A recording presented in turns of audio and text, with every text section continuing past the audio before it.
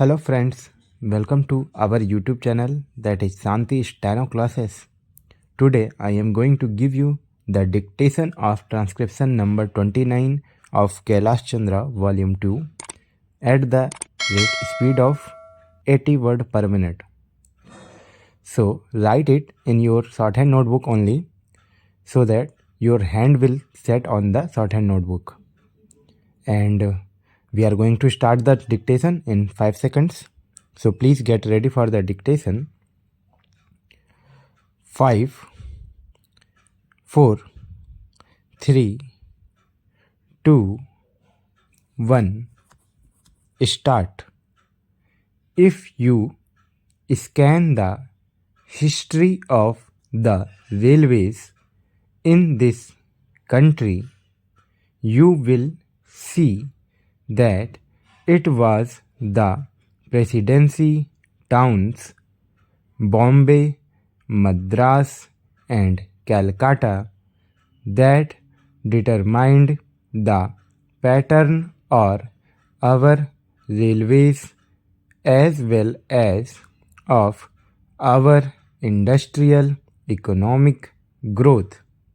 The British, when they landed in this country, established trading centers called forts. In Chennai, it was Fort St. George. In Calicut, it was Fort St. Williams. And in Mumbai, it was merely a fort, and there was one in Surat also. It is these trading establishments which determined the pattern of government, the pattern of administration, and every other pattern under the British regime. They constructed the railways, they established the industries, they located their armies with reference to these three presidency towns. This idea of the presidency towns determining the pattern of our social structure, industrial advancement, and the system of our railways still persists. That is the mental lag that is hampering the vision of the Planning Commission, the Railway Board, and the Railway Ministry. Sir, once I happened to travel from London to Rome by train. Another time I had to travel from Moscow to Leningrad by train. Nowhere did I find on the continent of Europe lines of varying breadth. It is all a uniform gauge. So is it in Russia?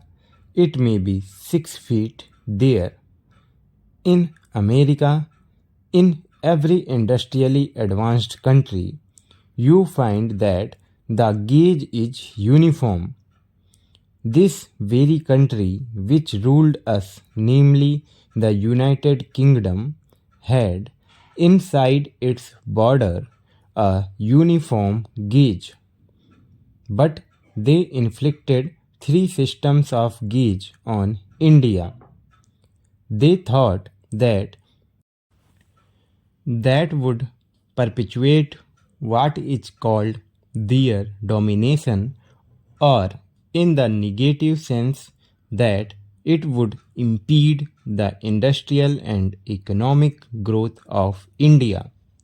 Secondly, it would make India always the customer and purchaser of lines and locomotives and rolling stock from the United Kingdom. In the old days, I am told It is the government which built the broad gauge line, and it is the private companies that took to this meter gauge and the narrow gauge, though they may not have had the distinction of private and public sector in view then. It now appears that what the so-called public sector then did has been good, and what the private sector then did has been to our disadvantage. I would appeal to these agencies to introduce a uniform gauge throughout India. In this connection, it will be interesting to note the talk of the Honorable Minister about the schools, primary schools, higher secondary schools, and high schools for the Indian Railways. If you examine the previous speech of the Railway Minister and also the working report of the Railway Board, you will find that the same figure is repeated every year. I have examined the figures and I find that this year only 16 schools have been added, out of which 13 are primary schools, one is a higher secondary school, and 2 are middle or high schools. Instead of saying that they have been able only to provide 13 primary schools or 1 or 2 more high schools or higher secondary schools, the same figures are repeated in the speech.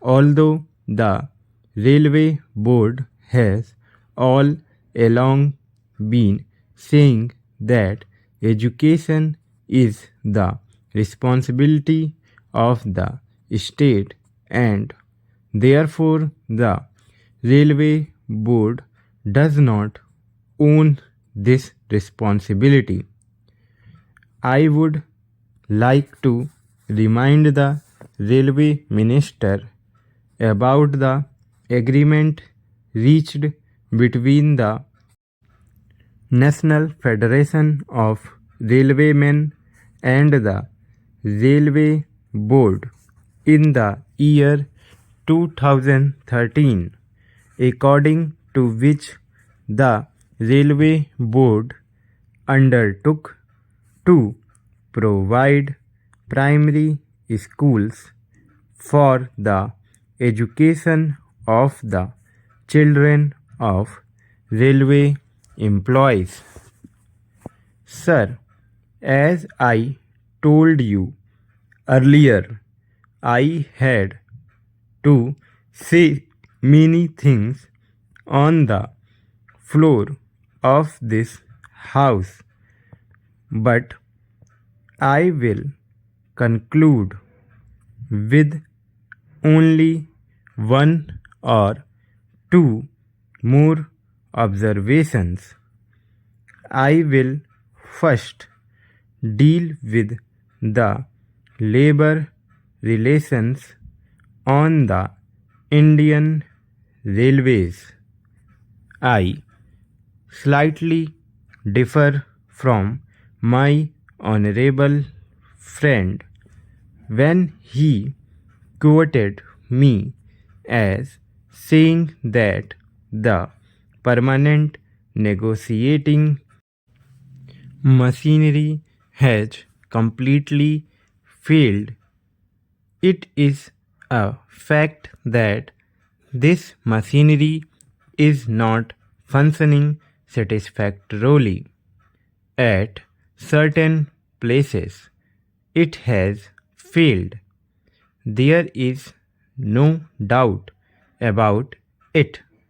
But I would say in this house most frankly that at the board's level this machinery has been working successfully. But this is not the position so far as the zonal railways are concerned. I do not say that in all the zonal railways it is so, but in certain zonal railways and in most of the divisions of these railways it has failed. I was expecting that the railway minister would examine the working of this machinery in all the railways. What is the greatest defect in this machinery? This machinery suffers to the extent that at the board level, if there is difference of opinion between the railway board and the railway labor, no arbitration machinery is provided to settle the disputes. The provision in this machinery is that as and when an occasion arises, an ad hoc tribunal would be set up by the government. Stop. Friends, so here your dictation of transcription number 29 of Kailash Chandra volume 2 at the speed of 80 words per minute has been ended. I hope you had written it very well and very accurately.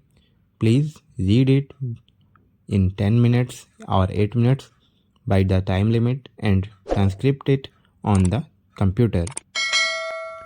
So I am going to meet in next video. For then, goodbye and take care.